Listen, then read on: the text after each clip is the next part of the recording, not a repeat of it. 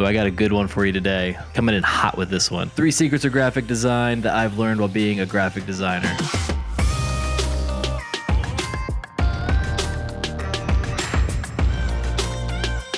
Graphic design, it's a very broad term. It's a very broad job. If you're a graphic designer, you could still be doing completely different work than another graphic designer. If you're a graphic designer at company A, you could just be a logo designer. And that's totally fine. That's great. Being a logo designer is wonderful. That's a graphic designer. Another graphic designer could be the person who makes the posters at the theater. That's really important. Like, you're a very valuable person. That's a graphic designer though. That's the same job position, but doing completely different work. There's stuff that's typically learned through trial by fire in industry. And that's totally fine. Trial by fire is a great way to learn. Basically on the job experience. It has its time, it has its place. I hope that me sharing these with you will help save you some time, save you some stress, save you some heartache, maybe a few tears, I don't know. And if you're thinking about graphic design as a potential career, I hope that this helps clarify a few things or helps give you a better idea if you want to be a graphic designer, or helps you realize, hey, I don't want to be a graphic designer, but I want to be this kind of designer. All right, so secret number 1, you need to do your own mock-up projects. There's typically 2 routes to go with graphic design to learn graphic design. The first route, teach yourself. There's a lot of online resources available. There's been online resources available. The other route is to go to college. You can either get your associate's degree, 2-year degree, or you can get your bachelor's degree, 4-year degree. Employers at least would like you to have an associate's degree. That gives you the base understanding on what graphic design is. So whichever route you're going down, a wonderful way to learn more design and to get better at design is to do your own mock-up projects.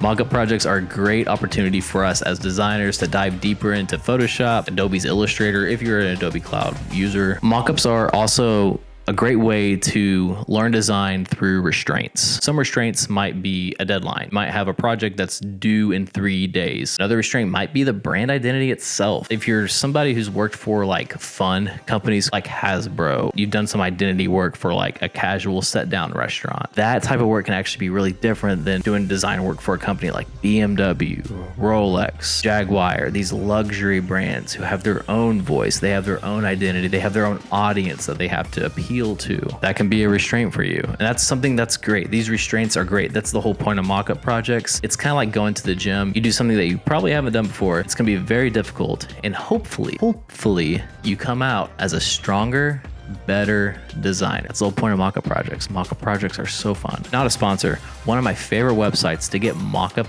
project ideas is called Goodbrief.io. It's like Charlie Brown saying good grief, but it's Goodbrief.io. It's just a random generator that's been created to give you mock-up projects. You can do what I like to do. It's like the type of project that you want to do. It could be an illustration, it could be a billboard. Once you select the type of project that you want, you then move down to select the type of industry that you want to design for. So it could be the entertainment industry, the education industry. You got the whole list of industries right here to choose from. Just scroll down a bit more, hit the yellow button that says generate. It's going to give you the company name. It's going to give you a description about the company, basically who they are, what they do. Deadlines is something that's kind of just like a worry for you. These deadlines are typically appropriate in my opinion. If you ever have a project that seems like you were given more time than you typically need, use that time. Use that time to plan more. You don't want to waste so much time going back and forth, doing all these revisions. Take the time to actually plan how you're going to execute the design. Plan ahead, plan to win. If you don't, you're planning to fail. Secret number 2, you need to learn how to be creative in more ways than just graphic design. If you're very creative in graphic design, that's great. That's totally fine. I'm not saying lose that. That's not a bad trait. If you're only creative in graphic design, you're ultimately, in the long run, gonna make yourself a weaker designer. Let me explain. We have activities that we find to be very entertaining, very much worth our time, sometimes worth our money. Sometimes it could be video games. Sometimes it could just be drawing and sketching. You might just love to do art on the side. So the point of this is to teach yourselves how to be better creative problem solvers through methods outside our realm of expertise. If we just keep doing the same problems over and over and over again, we're not going to be learning how we can solve other problems that might come up. They might be other visual problems, or there might be communication issues. If we just keep doing the same problems over and over and over again, we're ultimately going to get lazy. We're going to be worse designers for it. There's a few ways that we can be more creative. If you like to do drawing, you can learn how to create proportions with your hand and learn those dynamic movements to be a better creative graphic designer. Another method is to actually build Legos. In all seriousness, Lego is probably one of the best ways to teach yourself how to be a great visual problem solver. Probably 6 or 7, I did receive my first Lego set from my parents. It was C-3PO and R2-D2 in the escape pod from episode 4, from just the beginning of episode 4, when they were running away from Darth Vader and they escaped to Tatooine. From there, I really liked Legos. I really enjoyed building Legos. I was combining Legos and Bionicles to make more builds. As a kid, I had all these creative juices flowing through my brain. I was always thinking of like the next build because I just loved the potential Lego had. Flash forward to 2020, Lego came out with a Iron Man mech suit this tall. It wasn't the biggest build, but it was really cool. Well, also at that time, I was playing Ghost of Tsushima, which was a samurai PS4 game. So I thought, well, it would be cool if Iron Man had a samurai mech suit. So that's what I ended up doing. I ended up making a samurai mech suit. I love this build. It's a full, complete 360 build. I paid attention to the details on the back. His thighs, did my best to mimic how it could potentially look if Tony Stark made it. And really, I think it was a win-win. I became a better creative individual. I was able to execute on a design,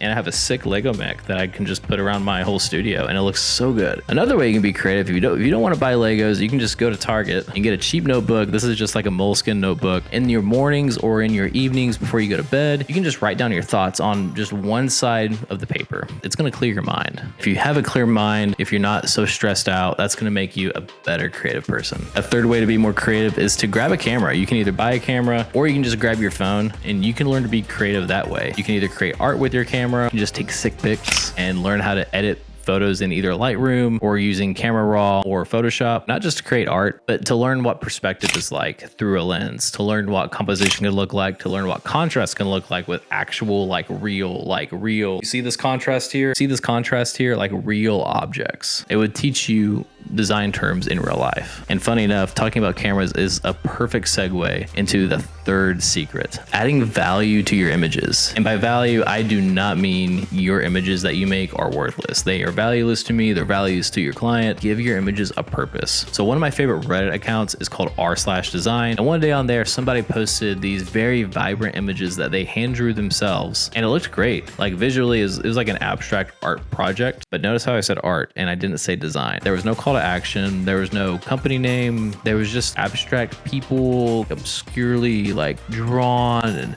reds and yellows, but it looked good. It looked good, but it wasn't really. There's all these comments on there saying, yeah, it looks great, but what's the point? What's the point of this? Why is this a design project? Why is this in the design Reddit? He didn't have a point. He just wanted to make something that looked good, and that's totally fine. That's you can make something that looks good. Some people want that, but for design, there's an objective to me. There's a goal. Typically, there's like a business goal that needs to be met. It's to meet goals, to meet objectives, to solve problems. That's why people always say, I'm a graphic designer. I'm a problem solver, which I hate it when people say that. But it's true. You're a problem solver. You're solving some kind of problem. It's either a marketing issue, a branding issue. You're solving some kind of problem. So a great way to add value to your images, to add purpose to your images, is to kind of do something what I did. You can do this starting out. You can take a picture of an object, some product that you liked. So for me, I did this Rode microphone. So I took a picture of me holding it on top of my desk. I just grabbed a Futura typeface, which is a classic geometric typeface, left aligned it, kept it bold, masked the word creative behind the microphone to give the viewer an aha moment, and then included the website. It lets them figure it out what it says. So they go, oh,